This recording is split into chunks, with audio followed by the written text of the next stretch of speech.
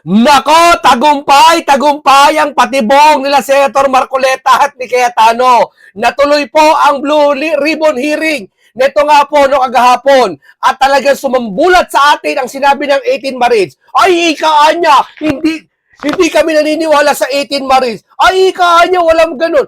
Para walang may kasalanan, no? Nakapagtataka, no? Lahat walang may kasalanan. Sino ba naman aamin? Wala naman aamin. Si Satanas niya hindi aamin eh.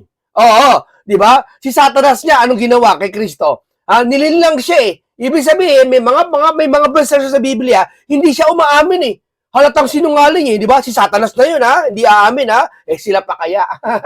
Di ba mga kampon, di ba? O eto nga, sabi ko sa inyo ha, 18 Marines nagsalita po dito, ha? Hindi mo pwede sabihin hindi totoo to. At di mo rin pwede sabihin totoo ito. Tama, di ba? Ito ay may katapusan ng investigasyon. Ito ay pasimula pa lang ng investigasyon. Huwag nyo pa ikikinggan yun iba. May blue ribbon sa 8 sa June 8, sabi ni Erich. Anya, yun ang totoong blue ribbon. Blue ribbon, sinabi nga, 12 ang ano eh, ang 30 ng quorum eh. 13 dapat mapalitan ng SP. 12 lang sila. Pinagpipilitan nila. Nagkampi-kampi pa yung mga ibang lawyer. Hindi naman lahat ha. Diba? Nagkampi-kampi pa. Ano sabi? Ay, totoo yan, totoo. Oh, bakit di kayo pumunta sa Supreme Court? Ha? Napatibong na naman kayo nila Senator Marcoleta at Cayetano. Dalawa lang sila, ha? Dalawa lang sila, ha? Kung tutuusin ang bumubos dito, dalawa lang. Lahat kayo, lahat kayo, 12 kayo dyan sa Senado, pinagtutulungan nyo, mga dalawa lang. Si Cayetano at si Marcoleta. Si Robin Padilla, hindi na magsasalita eh. Si Robin Padilla, physical na naman yan eh. Di ba, nakipagtulokan kay John Vic. Di ba? At hindi naman siya bumuboses talaga eh. Di ba? Sila Ligarda, babae. Sila Pia Cayetano, babae. Di ba? Hindi ko sabi mahina sila. Pero dito, dalawa lang sila lumalaban ngayon sa atin. No? Ito nga pala, pasensya na kayo. Hinihingal ako ngayon. Pagod ako.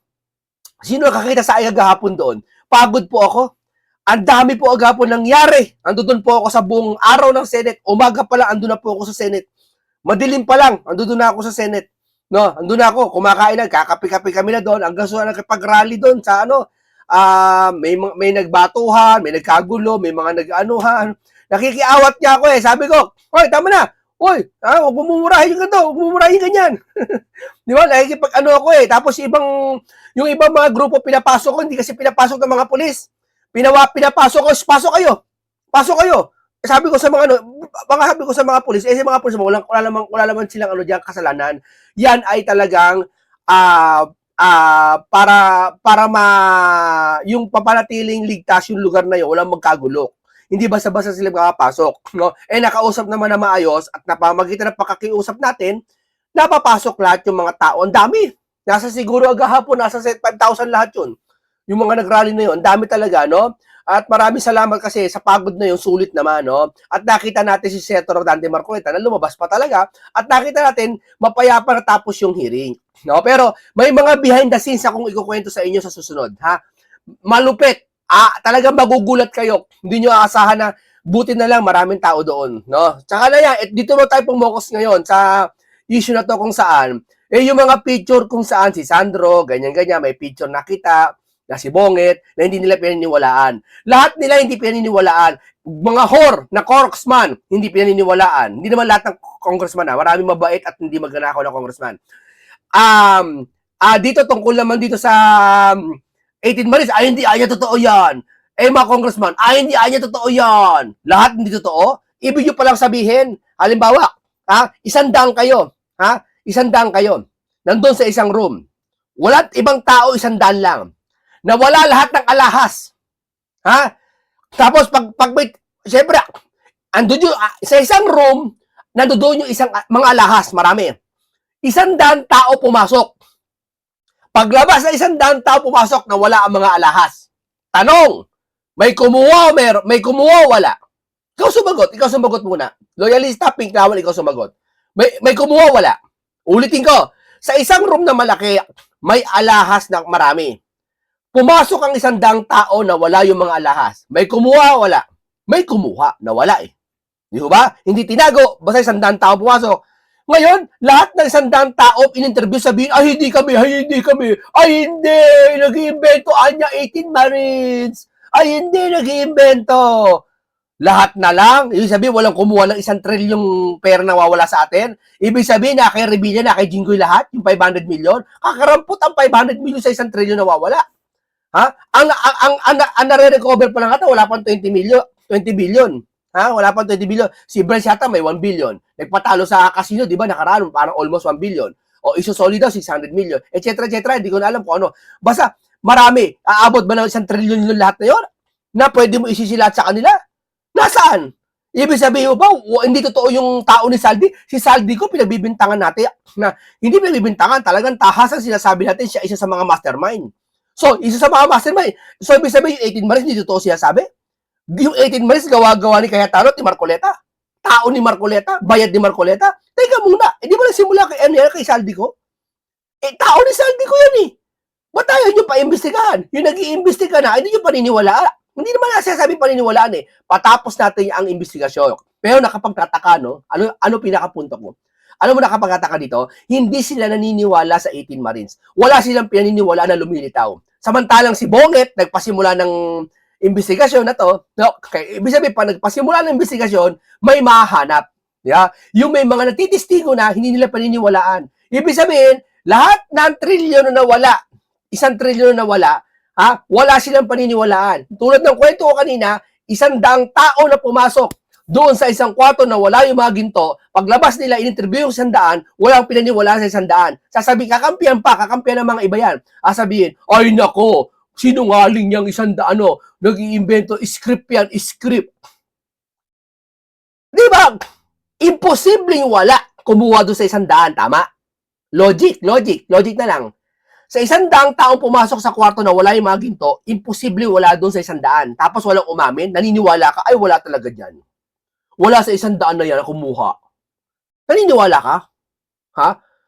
Aba, kahit grade 1, hindi naniniwala dyan. Pag may pumasok sa kwarto at may nawala at doon yung mga tao na yon ay 100 lang pumasok, isa doon may kumuha. Ganon din ang sitwasyon ngayon na walang 1 trilyon at may mga tao lumilitaw. Sasabihin mo, walang may kasalanan. Wala silang direktang sinasabi walang kasalanan. Pero sinasabi nila indirect na ang 18 Maris hindi totoo. Di para sinasabi nila walang may mananagot, walang may kasalanan. Pwede ba yon?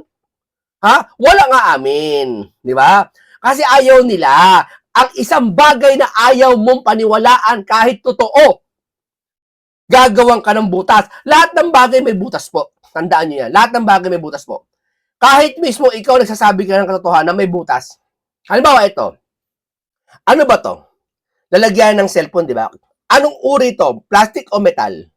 Metal to. Tama? Lalagyan ng cellphone. Di ba? Perfect. Walang pagtatalo, lalagyan ng cellphone to. Ayan, lalagyan ng cellphone. Ayan, lalagyan ng cellphone yan. Walang pagtatalo. Lalagyan ng cellphone to, di ba? Ngayon, may kukontra. Hindi siya naniniwala lalagyan ng cellphone to. Iniisip niya, lalagyan ito ng, halimbawa, ng charger. Ito, ng power bank. Lalagyan ng power bank to, halimbawa. Maniniwala ka, dahil sa ayaw maniwala nila lalagyan ng cellphone to, at lalagyan na ito ng power bank, doon sila maniniwala sa lalagyan ng power bank. Pwede naman pala, Pwede naman pala. Ngayon, paniniwalaan nila, ay kaan niya, hindi nalagyan ng cellphone yan. Lalagyan ng power bank yan. Kahit ang totoo, lalagyan lang talaga ito ng cellphone. Gets nyo punto ko? Lahat ng bagay may butas. Lahat ng bagay pwede mong gawa ng paraan pag ayaw mo. Pag gusto mo, gagawa mo rin ng paraan. Tandaan mo yan. Pero pwede naman pala lalagyan ito ng power bank. Pwede pala to, So, pag may nakakita ibang tao na pwede pala to, paniniwalaan nila, ay, ito talaga nalagyan na ito. Hindi pang cellphone to. Pero original to, pang cellphone. Paano ko ma-apply to sa nangyayari ngayon? Yung sa 18 Maris, hindi sila niniwala. Kasi pinagpipilitan nila sarili nila na hindi totoo yan. Ayaw nila umunawa. Di ba? Lahat ng bagay, pwede natin palusutan. Pero ang totoo, ang katotohanan, hindi mawawala na ang cellphone nalagyan talaga ng cellphone to. Ganon din nangyari dyan sa 18 Maris. Hindi mawawala ang katotohanan, tao ni Saldi ko yan. Di ba? Pinipilipit nyo lang. Si Kristo nga pinagdudahan pa rin Lahat may butas, tandaan nyo, kahit perfect na. Si Kristo perfect na Kitang-kita na, nasaksiyan na, nakasulat sa Bible, nakasaksiyan pa. Ama, ba't mo ako pinabayaan? Alam mo, sabi nila, Ang kausap daw ni Kristo doon, alam mo sino? Sarili daw niya. Pansamantalang parang binablock daw niya yung mga tao na pero pinaparinig niya, Ama, ba't mo ako pinabayaan? Labas sa maktani. Kausap daw niya sarili niya. Pwede ba yon? Pansamantala daw nilinilang ni Kristo mga tao. Kailanman hindi naninilang si Kristo, kailanman hindi si Kristo nagloko sa mga tao. Yun ang paniniwala nila eh. Kausap daw si Kristo yung Diyos. Samantalang si Kristo, kausap daw ni Kristo sarili niya. Hindi ba pwede kausap niya ang Diyos, hindi sarili niya? Yan ang sinasabi ko sa inyo. Anong ibig kong sabihin para matapos kagad tayo? Ha? Pag gusto mo, gagawa ka ng paraan na talagang yun. Pag ayaw mo, pipilitin mo talaga sa paniniwala mo at sa paniniwala na nakakarami na ayaw din nila yun. No? Kaya anong ibig ko sabihin? Etong 18 Maris ayaw nila kahit ang katotohanan, tao ito ni Saldico. At si Saldico nagsasabi ng nag-deliver ng pera at ganoon din ang 18 Maris nag-deliver ng pera, hindi nila pininiwalaan. So sa madaling salita, walang may kasalanan kahit isa. Bagay na imposibleng mangyari. Gets nyo ba? Ito, pakinggan nyo po. Si Senator Rodante Marcoleta sa kanyang mga payag, magbibigay tayo ng mga mahihiwagang komentaryo. Consistent sa mga naganap na pangyayari. So Chairman, to continue, di ba? As I said, no, take out the issue of cooperation or not cooperation ng Pilipinas sa ICC. Walang masama sa investigasyon eh. Kung pupunta dito yung mga foreigner para malaman kung may human rights violation, actually, despite the rhetoric of President Duterte, I invited human rights groups to come to the Philippines. I had the opportunity to meet with the late... Kaya pinag-usapan tong ICC kasi nabanggit ng mga 18 Maris niya, nagbibigay ata sila dyan ng mali-malita. A great Senator McCain, and he asked kung pwede. May mga pangalan lang ako sinabing with this way because political yan. Yung foreign minister ng Iceland, binabanatan tayo, nagulat. Iceland, no? Iceland. Nagulat siya, humingi ako ng bilateral meeting. Inimbita ko siya. Sabi ko, wag ka sa media at sa rhetoric, pumunta ka ng Pilipinas. Sabi niya, no, your president banned us. No, sabi ko, I will personally escort you. So, hindi issue sa akin yung investigasyon. Issue sa akin kung may bayaran sa investigasyon. So can you talk a little bit about yung... So, anong dineliver dito? Maleta, pera, kanino dineliver? Ano yung sinabi nila para saan yung pera na yon? Pangkain lang ba o pang gasolina yon or what? No? Kanina inumpisahan nyo na di ba? Hindi daw legit tong investigasyon na to. Hindi daw legit. Sila kasi nasa power ngayon eh. Di ba? May nag-uutos eh. Biruin mo, kinampihan yata ng palasyo tong minority nila Buwanbul. Biruin mo. Di ba kumampi na? Ibig sabihin natin pa hindi kakampi. Kasi kumampi na eh. Di ba? Hindi mo pwede sabihin na paborang Malacanang sa kanila na hindi pabor pala dati. Ibig sabihin yung dati, yung sila Cayetano. Ibig sabihin pala hindi pabor kay Cayetano. Di ba? Public servant to. Lahat ng mga pwedeng mailagay dyan at nasa demokrasyang bansa tayo, pwede mapatalsik si SP, pwede malagay si Cayetano. Ibig sabihin hindi pabor pala ang Malacanang nakaraan sa kanila. Ngayon kasi papabor daw eh. Ganun lang, di ba? Nahuhuli. Nagtagumpay si Cayetano sa patibong. Saka ni Senator Marcoleta sa inyo. Patibong lahat yan sa inyo. Nahayag ang 18 Maris at hindi pa tapos yan. Sasabihin nila, 18 Maris, yun lang pala sasabihin. Yun lang ba sasabihin? Hindi. Yun ay talagang binulgar nila ang katotohanan ng kanilang nalalaman. Pero sa akin side, syempre, hindi ko pwede sabihin totoo yan. At hindi ko rin pwede sabihin na totoo na yun at hindi totoo yan. Kaya nga may investigasyon pang parating eh. Bagay na hindi nyo ginagawa nung 9 na buwan nakalipas na walang investigasyon si Pinky. Di ba? Ngayon ginawa nila sa loob ng isang araw lang. Yung isang araw na ginawa ni Marcoleta, hindi ginawa sa loob ng 9 na buwan ni Pinky at ng ibang majority dyan. Sasabihin nyo ang Senado dapat itaas ang dignity. Dapat itaas ang kalidad ng Senado. 9 na buwan nga kayo hindi nag-imbestiga. Sa isang araw na inimbestiga lang ni Senator Marcoleta, nagawa nila. Di ba? Tama mali yung ganun, mga kasama. Di ba? Your Honor, Kailan kayo nag-imbestiga? Ngayon, nagkakandara pa kayo mag-imbestiga sa 8? Bakit? Babawiin niyo yung mga sinabi na 18 Maris? At dumalo sa hindi yan, iisa sasabihin yan. Yeah. Pero tingin ko, di dadalo yan. Yung sa ibang team po yung nag-deliver ng pera. Sa amin po, nag-a-assist lang po kami ng ICC. I think po, yung ICC, nabigay na po siguro yung dapat ibigay sa kanila. Tama. ICC marami nang bibigay. O ito bubutasan na naman nila to. Ang lahat ng bagay po pwedeng butasan po. Tandaan niyo yan. Di ba nagpaliwanag ako na ito, lalagyan ng cellphone? Ang butas nila, pwede nilagyan ito ng charger. Pero pipilitan nila. Lahat ng bagay po sa mundong ito, kahit tama, may butas. Basta pag gusto mo, lagyan ng butas. Tatandaan mo yan. Ha? Salita ng ngalan ng Diyos, binubutasan nila eh. Sinabi ng Diyos, bawal kumain ng dugo eh. Bubutasan pa rin nila eh. Ay, ikaan niya pwede. Kasi lahat nilinis. Lahat daw nilinis. Ba't yung kamilyon di mo kinakain? Bakit yung cobra, yung may lason di mo kinakain? Akala ko ba lahat pwedeng kainin, pwedeng linisin lahat ng pagkain? Lahat pwedeng may kapangyarihan at pwedeng kainin. Ba't yung may lason na hayop di mo kinakain? Kasi may lason. Tama? So, ibig sabihin, hindi nakasama sa paglinis ng Panginoon. Di ba? Pinagbawal. Hindi pa rin eh. Isisingit nila, hindi anya bawal ang dugo. Kakainin namin. Di ba? Hindi totoo lang mga kaibigan, pasensya na kayo sa ibang nakakarid na ibang relihiyon. Alam nyo kasi, ito, ginagawa ko analogy sa Biblia. Kasi sa Biblia, sinasabi nito totoo, hindi pa rin siya naniniwala. Lalo pa kaya ito. Lahat ng bagay, sabihin ko sa inyo, may butas kapag ayaw mong paniwalaan. Tatandaan mo yan. Yung number 1, anong tingin mo sa number 1? 1 plus 1 ilan? Samagot kayo, 1 plus 1 ilan? 2, di ba ang sagot? Pero pag ayaw ko ang 2 ang sagot, gagawin kong 3 yan. Paano ko gagawin 3 ang 1 plus 1? Gagawa kong kwento. Inyaan niya 1 plus 1.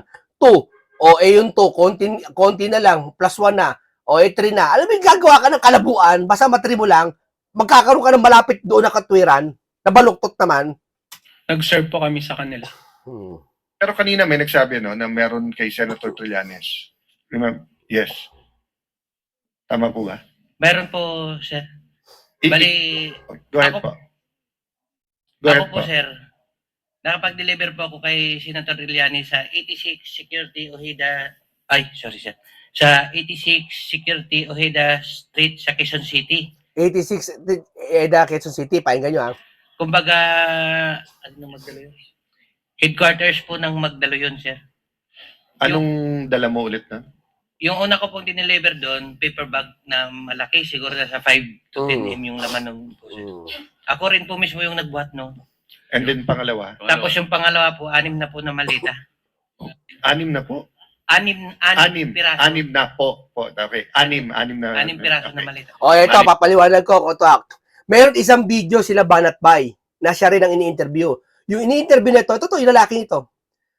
Meron din sa Vox Populi nila Banat Bay sa mga banateros na siya rin salita. Ang sabi niya, yun din 6 na maleta at sobre. Pero ang sinabi niya rito ngayon sa hearing, lalaki tingnan mo paano nila baltotin na. Ito, di ko siya sabing si Trinelli may kasalanan. Hindi natin sinasabi totoo, ulitin ko Ang sinasabi natin, imbestigahan at magpatuloy pa. Tama ang ginagawa ngayon nila Marcoleta, nagpapatuloy ang investigasyon para lumabas ang katotohanan. Hindi pa final na talaga si Trinelli ay may kasalanan at sino man may kasalanan. Hindi katulad nila Pinky, walang investigasyon. Kaya hindi malaman kung may kasalanan talaga o wala. Diba? Tuloy. Etong lalaking ito, in-interview to sa Vox Populi nila Banat Bay. Ang sabi, same sa sinabi ngayon. Pero may pinagkaiba. Ito kasi nagsabi ng street. Ano ba yung sinabi niya? Juan Street, Bonifacio, etc. Number 45 ang number ng bahay. Doon sa Vox Populi, ang sinabi niya, nag-deliver ako sa residente ni Trinelli. Alam mo, palusot nila. Ika-anya, magkaibang sinabi. Sinabi niya doon sa Vox Populi, residente. Dito, sinabi niya, street 135 street. Magkaibaan niya. Magkaiba ba yun? Ha? Pag sinabi ko ba na, paano ba papasalabasin yun?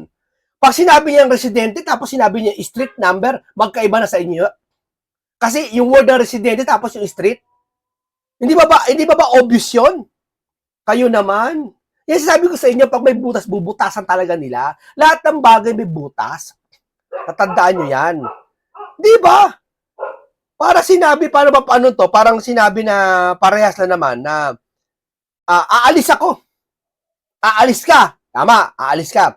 Pangalawang statement mo, umalis ka ba doon? Hindi, naglakad ako, pumunta ako doon sa mall. Akala ko ba umalis ka? Hindi, umalis na rin ako kasi naglakad ako eh. Hindi sabi mo umalis ka eh. Ngayon sabi mo naglakad ka. Magkaiba yun. Magkaiba kayo pero parehas sa sitwasyon na pinuntahan yun. Di ba? Medium or Halo-halo po, sir.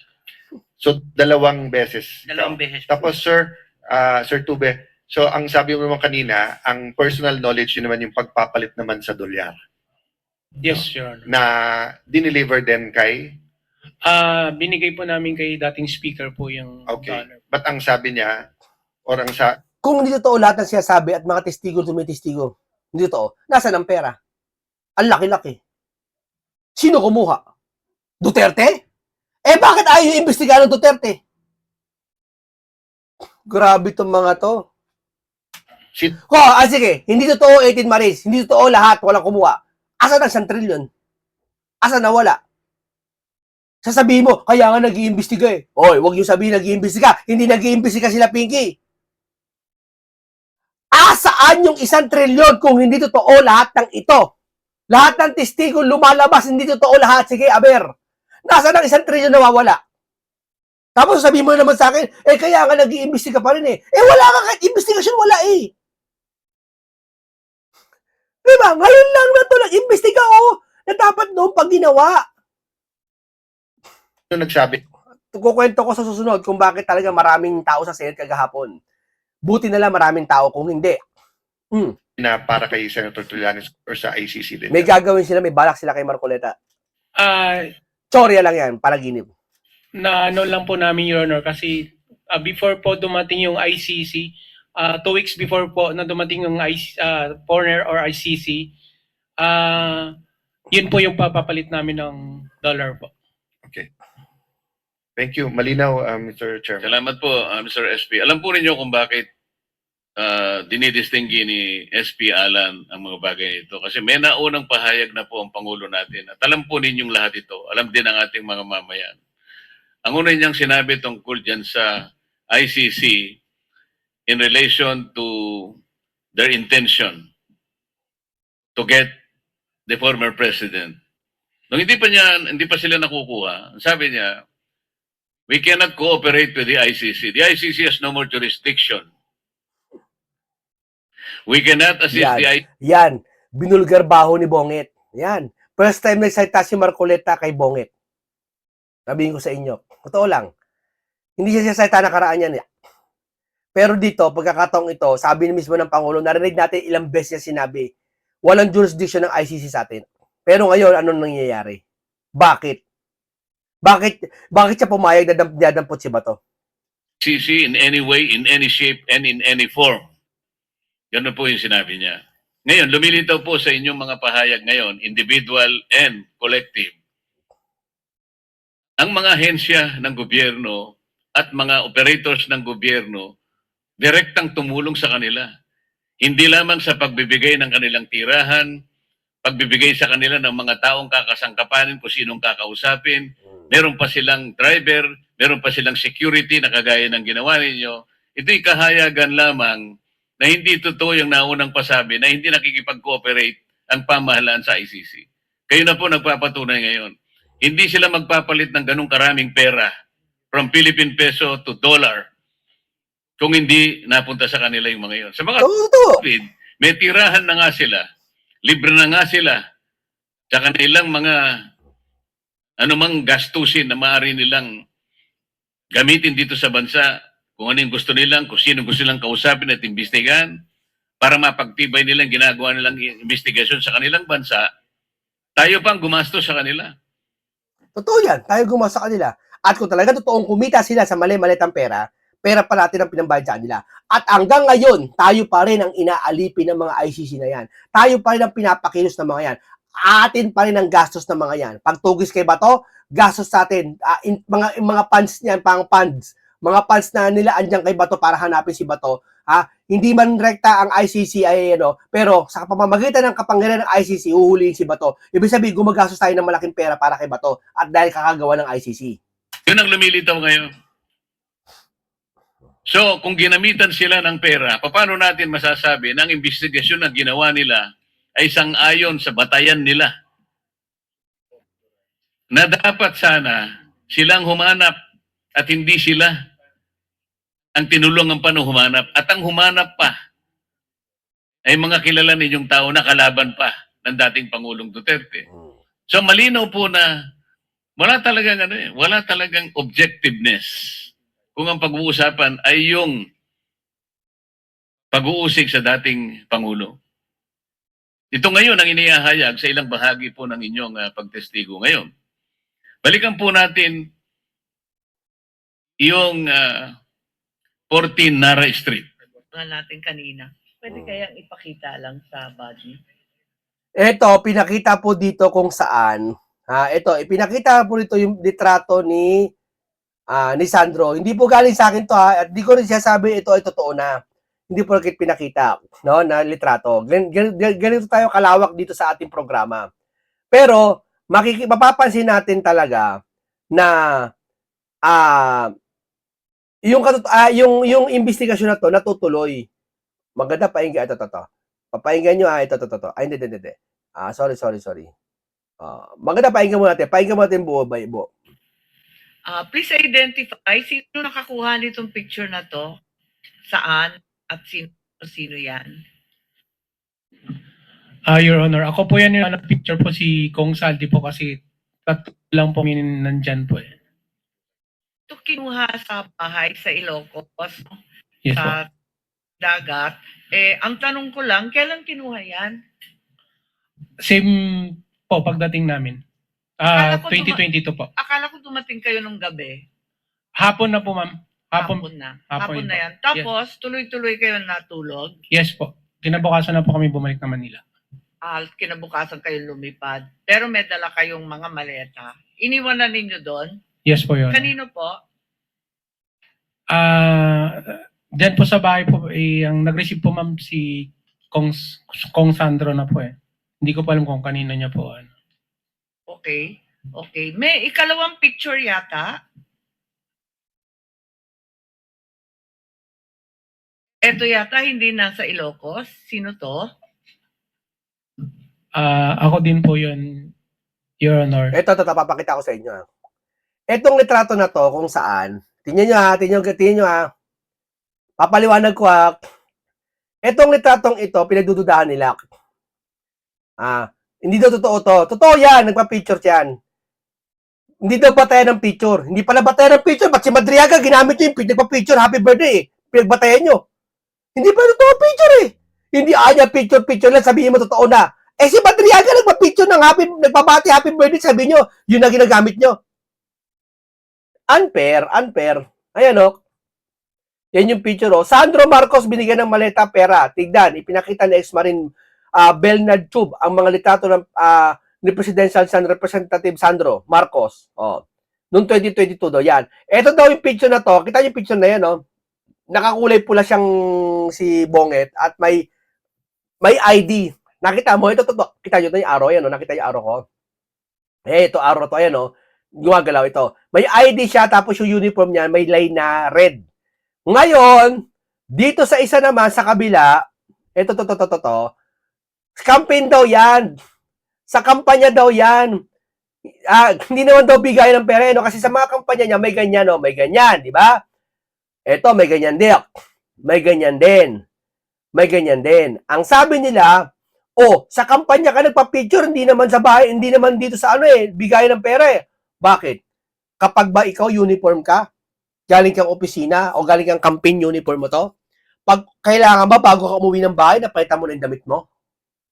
Uy, uuwi na ako ng bahay. Halika na, akin na yung damit ko, papalitan ako. Hindi. Kahit nga si Manny Pacquiao, alam ko, di ba, nangangampanya, kahit si Isko, nangangampanya pagpunta sa kabahay, sa ilang yung pa rin damit niya alam mo ako, nagtatrabaho dati sa City Hall, yung damit ko, trabaho ko, pag uwi ko sa bahay, yung pa rin ang suot ko habang nagluluto ko gutom na kasi ako, hindi na ako nakapagbihis, nagluto kagad ako ng itlog itlog nagprito kasi madaling lutuin yung pa rin yung suot kong damit yung ba pag na-picture ako, sabihin mo, natrabaho pa rin ako? Nagtatrabaho si Munting Kaalama kasi naka-uniform, kahit nasa bahay na ako? Ganun ba yun? Yung mga nagtatrabaho sa bangko, May isa ba, makikita mo hindi naman lahat ha, makikita mo nasa ibang lugar, nagiinuman sila, konting unwind, konting it's Friday, thanks God, di ba? Nagiinuman sila gamit ang uniform Yung ba, sasabihin mo, naka-uniform yung mga yan, nasa trabaho, nagiinom. Yung ba yun? Eto, nagets nyo? Ikaan niya, yung nagpa-picture na yan, campaign yan. Nasa kampanyayahan niya, not normal yan. Sumasama yung mga 18 malis, tao ni Saldi yan. Sasama talaga yan. Hindi nag-deliver ng pera yan. Kasi naka-uniform ng campaign. Pwede mo ba sabihin na uniform ng campaign niya? Kasi nasa kampanya yung picture na yan? Hindi ba pwede nasa bahay yan? At maaaring nag-deliver niya ng maleta at yung uniform na yan, naiuwi niya doon. Nagamit niya. Tapos na akong kampanya. Tara doon tayo sa bahay natin, bigayin tayo ng maleta. Yung pa rin ang suot ng damit. Hindi ba pwedeng ganun? Tsorya ko lang yan, ha? Hindi ko siya sabi si Bongit ang kumuha ng maleta. Ibig sabihin, yung agrumento nila, mali. Na hindi porket naka-uniform to ng pangkampanya, lahat ng picture na makikita nyo ganito na nangangampanya siya. Hindi. Kahit naka-uniform siya pangkampanya, pwede nasa bahay siya. Pwede umuwi, pwede uminom ng tubig. Pwede nasa restaurant, nakaganyan. Pwede kasama ng mga 18 maris na mimigay ng maleta, nakaganyan. Halimbawa lang, hindi ko siya sabihin totoo yun. Kaya hindi mo pwedeng angguluhan yung part na to. Nasasabihin mo, dito yan, nakakampanya yan. Di ba? Isang matalinong tao nakapagpapaliwanag yan. Dito lang yan. Saan yan? Hindi po yan sa Ilocos. Wala nga. Sa Manila po, hindi ko alam kung saan po na area po yan. Okay, so pagtitipon lang yan? Walang delivery dyan? Hindi niya alam kung saan yun. Pagtitipon lang yan. Alam ng mga pinklawan sabihin, kampanya yan. Sa kampanya yan. Ano sabihin mong ano? Tamo, hindi niya alam kung saan yan. Hindi niya masabi kung saan yan. Kami alam namin sa kampanya yan. Sa kampanya yan ng ni BBM. Kasi ayan, no? Ayan, no? Ayan, no? May mga kamuka, nangangampanya siya niya, no? Bakit? Lahat ba na naka-uniform siya ganyan? Lagi niya siya nangangampanya?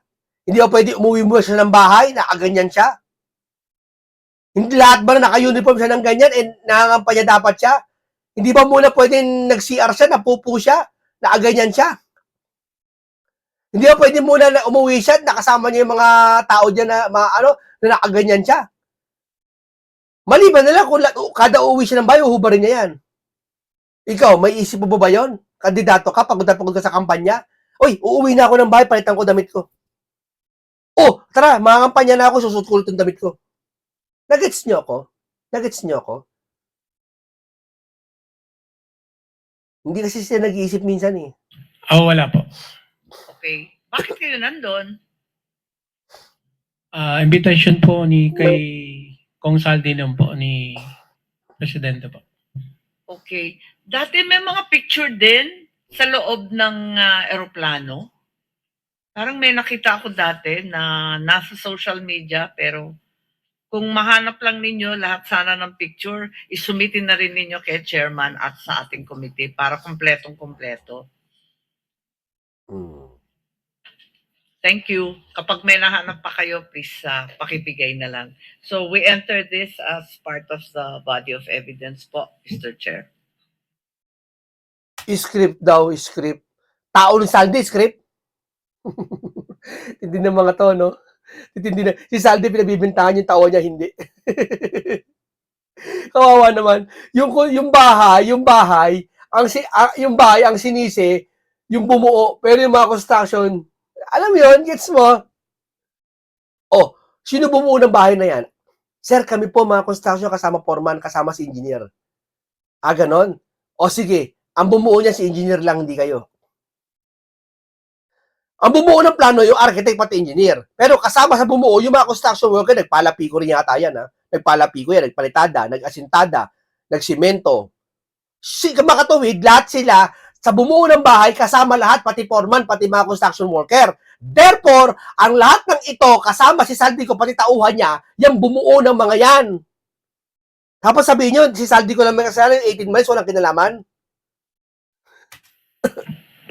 Thank you, Sen. Amy.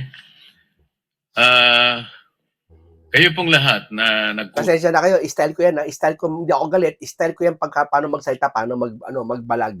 sa na pumunta rito kahit na alam ninyo na ang gagawin ninyo ay maaring magdulot sa inyo ng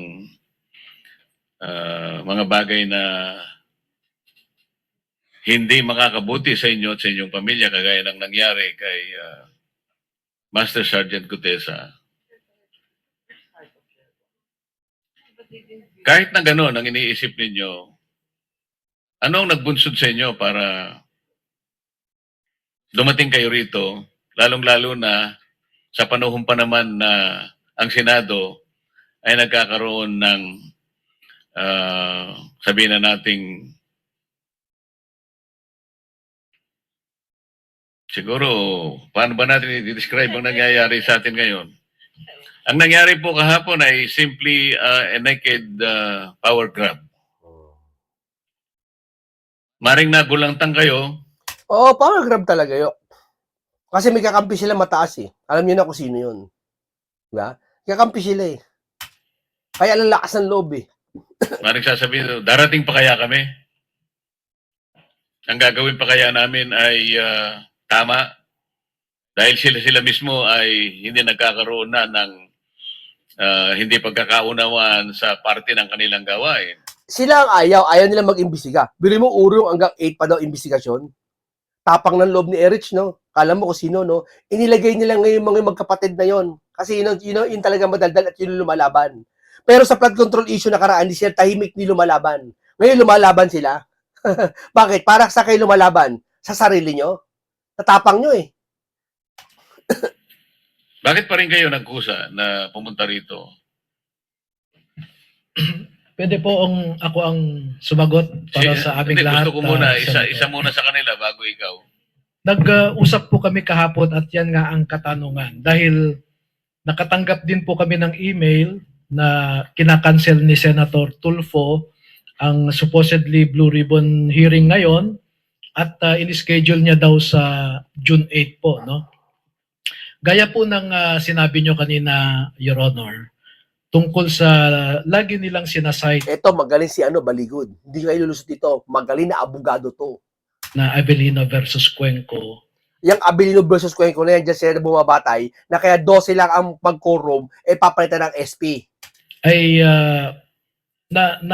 napag-aralan ko naman na mali yung basehan nila, no? Dahil yung Avelino Cuenco ay actually dismiss yung petition eh. Voting 6-4 ang Supreme Court dinismiss yung petition. So ang ground ng dismissal, lack of jurisdiction of the Supreme Court. So wala silang pwedeng gamitin na it's not part of our juris actually. Kaya yung sinasabi nilang computation doon, sinite nila yung absence ng isang senador.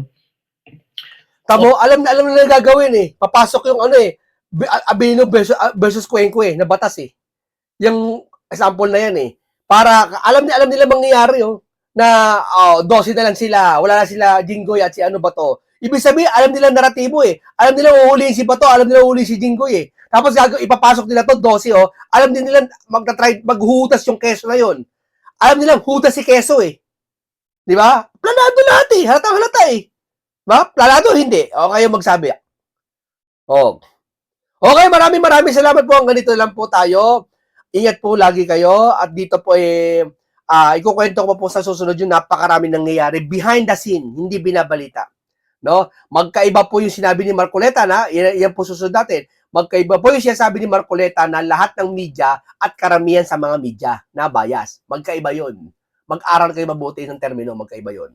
Ang ganito lang po, isang masustansyang pag-uusap, isang komentaryong punong-puno ng kaalaman at makabuluhan talakayan ng aking natin sa inyo, lesson learned, at isang maraming kaalaman kayo nalaman. Paalam po sa inyong lahat.